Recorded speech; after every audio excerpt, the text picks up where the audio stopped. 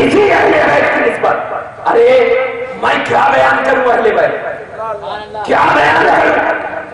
امام راضی کہتے ہیں کہ جب علی سے پوچھا گیا کہ اے علی آپ کی شان میں قرآن میں کتنی آیت نازل ہوئی؟ سبحان اللہ. اللہ اللہ, یہ اہل بیت کی شان. اے علی آپ کی شان میں قرآن میں کتنی آیت نازل ہوئی؟ تو حضرت علی نے یہ نہیں کہا 2 آیت 3 آیت 4 آیت, نہیں کہا. فرمایا جا کے قرآن اٹھا, قرآن کے پاروں پر کھول دیکھ, جہاں جہاں یا ایھا الذین آمنوا فرمایا ہے اللہ نے قرآن میں, وہاں وہاں یا ایھا الذین آمنوا سے علی مراد ہے. سبحان اللہ. سبحان اللہ.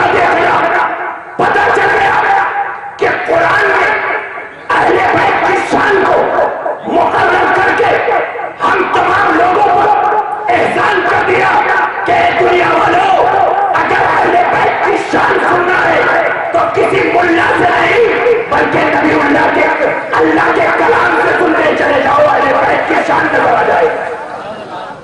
اسی بنیاد پر جب ہم کلام اللہ کو پکڑتے ہیں تو میں نے اسی کلام میں سے آیت کریمہ کو چنا. اسی کلام, کون سے کلام؟ وہی کلام جو شان علی میں نازل ہوا, وہی کلام جس کی زبانی خود نبی مکرم نور مجسم نے کیا. وہی قرآن میں اللہ فرماتا ہے وَإِذَا أَرَادَ اللَّهُ شَيْئًا يَقُولُ لَهُ كُن فَيَكُونُ, یعنی اللہ جب کسی چیز کا ارادہ کرتا ہے تو اس چیز سے کہتا ہے یہ چیز ہو تو وہ چیز ہو جاتی ہے. جب اللہ کسی چیز کا ارادہ کرتا ہے تو وہ چیز سے کہتا ہے کہ یہ چیز ہو تو وہ چیز ہو جاتی ہے. اور شے کا معنی ہوتا ہے چیز, اور شے کا معنی ہوتا ہے چاہت. شے کا معنی کیا ہوتا ہے؟ چاہت. تو معنی کیا ہوا؟ جب اللہ کسی چاہت کا ارادہ کیا, اللہ نے چاہت کا ارادہ کیا تو اللہ نے اس چاہت سے کہا اے چاہت ہو جا, تو وہ چاہت ہو گئی, وہ چاہت ہو گئی. تو مطلب یہ ہوا کہ اللہ نے اس چاہت کا ارادہ کیا تو ارادہ کرنے سے پہلے بھی وہ چاہت تھی,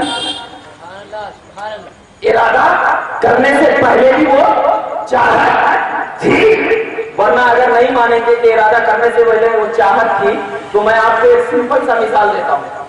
میں یہ بولتا ہوں کہ میرے پاس مولانا محشر صاحب تشریف لائے, تو اب اس کا مطلب یہ بولیں گے کہ تشریف جو لائے ہیں تو یہاں آنے کے بعد مولانا بنے یا پہلے سے مولانا تھے؟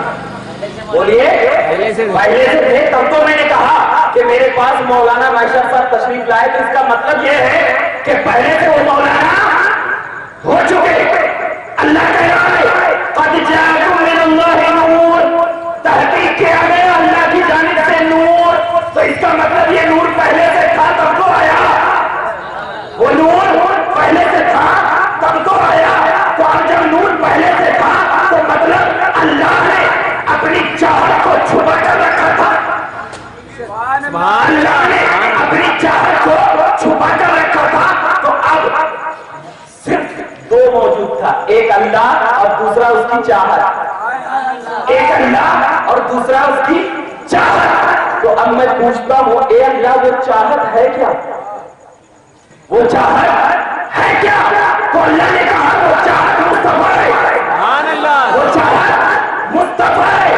تو جب وہ چاہت مصطفیٰ ہے تو ایک سوال اٹھا کہ اے خدا تو نے اس چاہت کو کیوں ظاہر کیا, تو نے اس چاہت کو کیوں ظاہر کیا؟ تو اللہ کہے گا کہ میں نے اس چاہت کو اس لیے ظاہر کیا کہ جب تک کوئی چاہت ظاہر نہیں تھی تو مجھے کوئی پہچانتا نہیں تھا, مجھے کوئی جانتا نہیں تھا. میں نے اس چاہت کو اس لیے ظاہر کیا تاکہ میری پہچان کرائے, تاکہ میری پہچان کرائے. کیوں؟ اس لیے کہ جب تک اس چاہت کا ظہور نہیں ہوا تھا اللہ کو کوئی پہچانتا نہیں تھا. اللہ نے اس چاہت کو اس لیے ظاہر کیا کہ اللہ کی پہچان کرائے.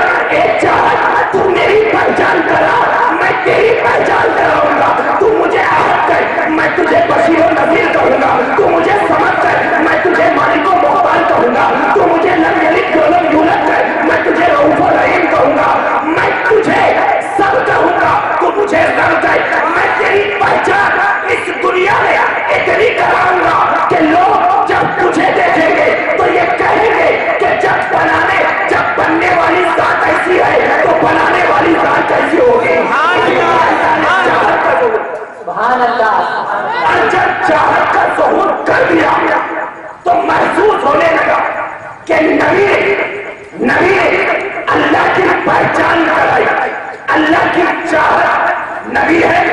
اللہ کی چاہت نبی ہے.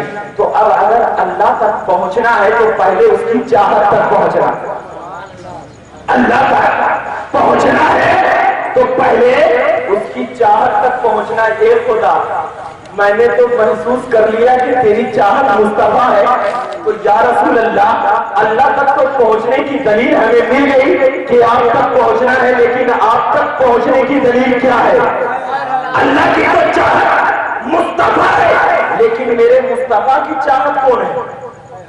میرے مصطفیٰ کی چاہت کون ہے؟ اٹھا ترمذی شریف ابواب المناقب دیکھ, مسند احمد بن حنبل دیکھ, بہقی کے اوراق کو نکال کر دیکھ, تمام کتب احادیث کے پنے کو نکال کر مصطفیٰ کی چاہت نظر آئے گی.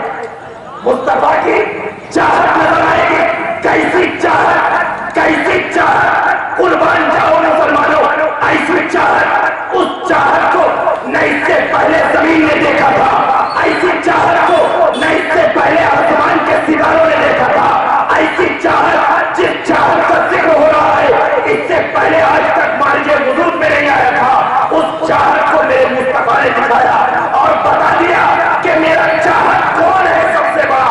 اٹھا حدیث دیکھ روایت نبی پاک کی نماز کی حالت, نبی پاک ہے نماز کی حالت ہے. اللہ کے نبی صلی اللہ علیہ وسلم نماز پڑھنے کے لیے کھڑے ہو گئے. اللہ کے نبی نماز پڑھنے کے لیے کھڑے ہو گئے, اللہ اکبر کہا, اس کے بعد ثنا آیت سورہ فاتحہ پڑھنے کے بعد رکوع میں گئے, سبحان ربی العظیم. رکوع میں جانے کے بعد سمیع اللہ لمن حمیدہ, اس کے بعد سجدے میں گئے. سجدے میں کیسے گئے؟ کتنا ذہین ہے حسین. رکوع میں نہیں بیٹھے کیونکہ حسین کو معلوم تھا کہ رکوع میں بیٹھوں گا تو ہو سکتا ہے گر جاؤں. کتنا ذہین ہے حسین. تو جو بچپن کے عالم میں اتنا ذہین ہے اور ہر چھوٹے بڑے چیز کو پہچانتا ہے بچپن کے عالم میں, تو جوانی میں تو یزید کو پہچان ہی گیا ہوگا. جوانی میں تو یزید کو پہچان ہی گیا ہوگا. کیوں؟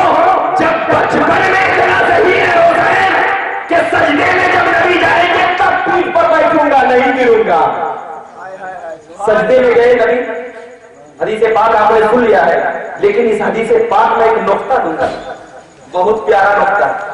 جب گرے دیر ہو گئی, نبی پاک نے سجدہ کیا اللہ کے لیے, سجدے میں سر جھکایا اللہ کے لیے, اور سر کو نہیں اٹھا رہے ہیں حسین کے لیے. کیا نماز, کیسی نماز. یہاں پر علماء بہت تبصرہ کرتے, بہت تبصرہ کرتے. اس لیے سر نہیں اٹھایا کہ حسین دین ہے, حسین دین ہے, اور اسی لیے دین سے دین کی طرف جانا نبی کے نماز میں خلل نہیں دیتا, نہیں دیتا. کیوں؟ اس لیے کہ نماز بھی دین کا ستون, اور حسین بھی دین, اور ایک دین سے دوسری دین کی طرف جانا نماز میں خلل نہیں دیتا. اسی لیے نبی پاک نے سجدے میں سر جھکایا اللہ کے لیے اور سر کو نہیں اٹھایا حسین کے لیے. پتہ چل گیا کتنا قیمتی ہے حسین. تو جس حسین کو کیوں نہیں اٹھایا نبی نے, سر کو کیوں نہیں اٹھایا؟ اس لیے کہ کہیں میرے حسین کو تکلیف نہ ہو, میرا حسین کہیں گر نہ جائے, میرا حسین کہیں گر نہ